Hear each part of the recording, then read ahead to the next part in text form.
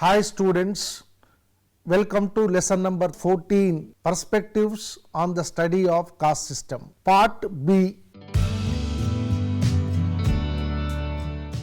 Introduction.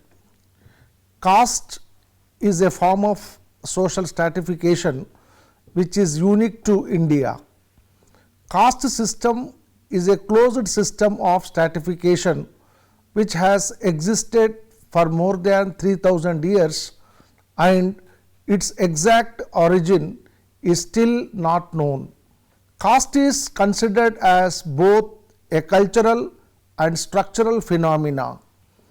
Culturally, it is a system of value, beliefs and practices associated with a particular strata.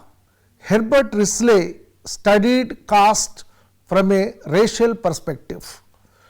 Nesfield gave a theory of caste based on occupation. Scholars like 𝗳𝗬𝗪 have understood it in cultural terms. Structurally, it refers to a specific pattern of interrelations along with interactions among the various castes on the basis of various disabilities and restriction. Structural approach also studies actual power relations between caste groups and inequalities thereof.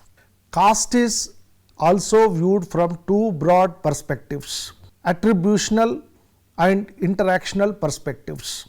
Attributes are considered as inherent inalienable qualities associated with the caste system. For example, Bogle used this perspective to focus on three key features of caste. Interactional approach takes into account how castes are actually ranked with respect to one another.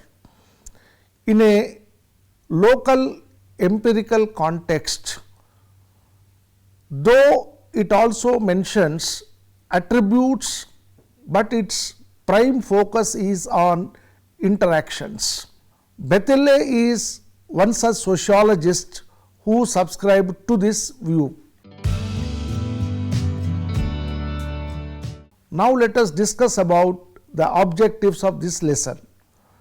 The main objectives of this lesson are: number 1, to discuss about the 𝗧𝗦𝗔𝗧 perspective on the caste system.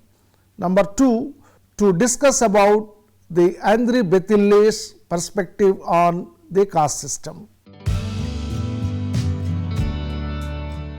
Now let us discuss the 𝗧𝗦𝗔𝗧's perspective on caste system.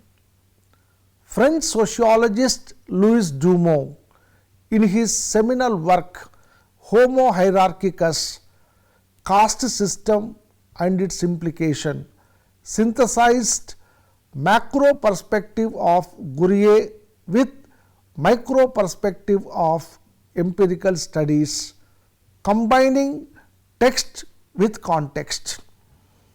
His theory of caste hierarchy locates its basis in pollution and purity distinction, and it is a special type of inequality according to him. He borrowed theoretical framework from Lévi-Strauss, which calls for identification of binary opposites, and he applied it in Indian context as caste is about opposition of pure and impure. He was also deeply influenced by Bogle's cultural explanation of caste and his ideas that division of labor in caste system is not on economic basis but on cultural basis and hence is not exploitative. Bogle further argues that position of every other caste is relative to Brahmins and these castes evaluate themselves taking the position of Brahmins as reference, and every caste is concerned with its boundary maintenance. He condensed the three core features of 𝗏𝗏 into one all-encompassing principle of caste as an ideology of separation of pure and impure. He views caste from an ideological perspective and not just as an empirical reality. 𝗧𝗦𝗔𝗧 constructed a textually informed image of caste, which according to him is a combination of Indological and structuralist approach with dual focus on ideology as well as structure. According to him, caste plays an integrative role in Indian society and is distinctive of India. He views caste system in terms of ideas and values. That means, caste system is an ideology peculiar to Indian society. Ideology of Indian society is in binary opposition with Western ideology. Modern against tradition, holism against individualism, hierarchy against equality, purity against pollution, and status against power. 𝗏𝗏 emphasized on ideology because it is also reflected through ancient texts. According to 𝗏𝗏, caste hierarchy is a peculiar feature of Indian society and there cannot be any cross-cultural comparisons of the caste system. He further says that hierarchy is of status and hence is independent of power. According to him, even kings were subordinate to priests. This hierarchy and hence separation of pure and impure is evident in other fields of Hindu life as well. Jajmani as an economic system is also dominated by hierarchy and not principles of economics. Similarly, aspects of civil life such as marriage, eating and socialization are governed by hierarchy. 𝗧𝗦𝗔𝗧 in his Homo hierarchicus, the caste system and its implication, conceptualized caste as opposition of pure and impure. Three elements are central to his analysis. One is division of labor on the basis of pure and impure. Number two, superiority of pure over impure. Number three, the separation of the two. These unique core principles of caste like hierarchy, according to 𝗧𝗦, are observed in scriptural formulation as well as in the everyday life of all Hindus. He identified a number of pure and impure practices which are attached with notions of purity and impurity. Endogamy, cleanliness, vegetarianism are considered pure and superior. Accordingly, impure occupations are separated from the class of sacred and pure occupations. Pure and impure are attached to not only occupation, but also to the entire structure of ideas. The interactional approach to caste as used by Bethille draws attention to the structural aspect as opposed to attributional or ritual or cultural one. However, for an institution like caste, the ideology supporting it is of critical importance for proper understanding of caste and the identity politics of today. According to 𝗬𝗻, caste is a set of relationships of economic, political and kinship systems sustained by certain values which are mostly religious in nature. 𝗬𝗻 gives primacy to values, culture and tradition over and above the secular markers of Indian society. In the Indian context, 𝗬𝗻 has made an incisive statement against the use of the universal stratification model for caste in his Homo hierarchicus concept, and he has attracted attention to the ideological approach once again. According to him, caste is not a form of stratification, but a special form of inequality and hierarchy is the central tenet of this system. According to him, in the Indian context, opposition of equality is hierarchy. 𝗬𝗻 defines hierarchy as the principle by which the elements of a whole are ranked in relation to the whole. His concept of Homo hierarchicus has built up a model of Indian civilization based on non-competitive ritual hierarchical system. In urging the relevance of the principle of hierarchy, 𝗬𝗻 notes how alien it is to the modern mentality. Modern man's ideology is decidedly egalitarian and individualistic, diametrically opposite to a hierarchical and collectivist one. According to him, principle of purity and pollution is universal in Indian society irrespective of region and class. He rejects Srinivas' idea that caste hierarchy has both ritual and secular streams. Ritual hierarchy always dominates over secular status. Division of labor is culturally defined and not by economic needs. He also analyzed caste in changing times, and according to him, the overall framework has not changed.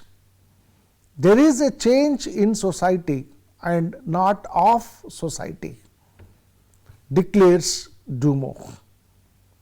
One significant change that has taken place is that traditional interdependence has been replaced by competing interests, which he termed as substantialization of caste. Now let us discuss the 𝗳𝗏𝗵𝗫's perspective on caste system. 𝗳𝗏𝗵𝗫 is a contemporary of 𝗬𝗻, and both have used relatively different approaches to caste.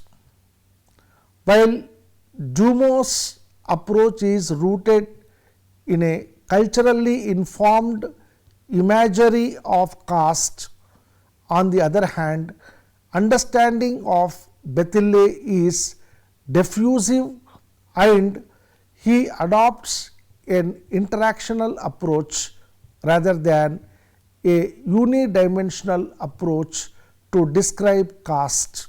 He started his analysis of caste from the empirical study of the village of Sripuram in Tanjore district of Tamil Nadu. Sripuram, a village in Tanjore district, which he also explained in his book Caste, Class and power, changing patterns of stratification in a Tanjore village. He also wrote many other essays and books like Inequalities Among Men, Social and Cultural Reproduction of Caste, Kinship and Occupation in India, and the Backward Classes in Contemporary India. While 𝗬𝗎 and 𝗬𝗧 focused only on ideological and ritual aspect of caste, 𝗵𝗫𝗍 casts his net wider to understand the Indian society and adopts a Trinitarian approach of Weber. According to him, along with caste, one should also study kinship, class and power as well. So, according to him, structural aspects of caste, mainly economic and political dimensions, have remained underestimated by the other thinkers. He advocates studying of relations between upper caste and lower caste, between land owning and landless caste, between judgment and commune, and these should be studied from a structural perspective by using universal stratification as a general phenomenon. His analysis is also useful in showing that empirical reality of caste is remarkably different from the cultural ideal type of caste. His multidimensional view renders a better view of society as a whole and caste in relation to other social dimensions. For example, he concludes that kinship also played an important role, as individuals often choose the occupation of their parents. This influence of kinship is evident in industry, cinema and politics as well. So, his focus is not on hierarchy of caste alone, but is also on stratification in general. His understanding of caste is reflexive and it does not take a stereotypical approach. In Sripuram, it were not only Brahmins that maintained distance from other castes, but Adi Dravidians, the so called depressed classes, also avoided mixing with Brahmins, as they saw doing so will attract misfortune. It rejects the view of 𝗬𝗎, 𝗬𝗧 and others who saw caste as a uniform phenomena with implicit superiority of Brahmins. Further, lower castes were equally concerned about boundary maintenance and were less keen on Sanskritization. He also noticed that subcastes, even among Brahmins, have unequal relations. For example, Iyengar Brahmins deem themselves ritually the purest. He observes that as education becomes open, the Dravidians too are able to place themselves in white collar jobs. Within the village also, land had come into market and Brahmins have sold their land in many instances and Adi Dravidians have bought in other instances. As land comes in the open market, the productive organization of village tended to be free from the structure of caste. Due to these factors, power structure in villages also changes. Caste is now not the only determinant of status and power. According to 𝗵𝗫𝗍, shift from traditional occupation also impacted social standing of caste groups. Most Brahmins are now either in government jobs or in agriculture. This has also impacted the relations of Brahmins with other castes. According to him, interrelation between caste, class and power is not as harmonious as it was before, which is attributed to factors like growth of education, secularization of society and occupations, and also migration, politics and democracy. However, despite these changes in the secular realm of the Indian society and their impact on the caste identity, caste dimension still remains, and India has gone for only selective modernization and not complete modernization, as explained by Yogendra Singh. At the same time, it has also not remained totally traditional, as 𝗬𝗎 had put it. Andri 𝗵𝗫𝗍 observes that power has shifted from one dominant caste to another, and it has diverged from the caste structure itself and has come to be located in more differentiated structures such as panchayats and political parties. Caste system has been analyzed by using Indological perspective, structural functional perspective and subaltern perspective, etc. The sociologists like G.S. Ghurye, M.N. Srinivas, Louis 𝗬𝗎, Andri 𝗵𝗫𝗍 have contributed for the sociological understanding of the caste system.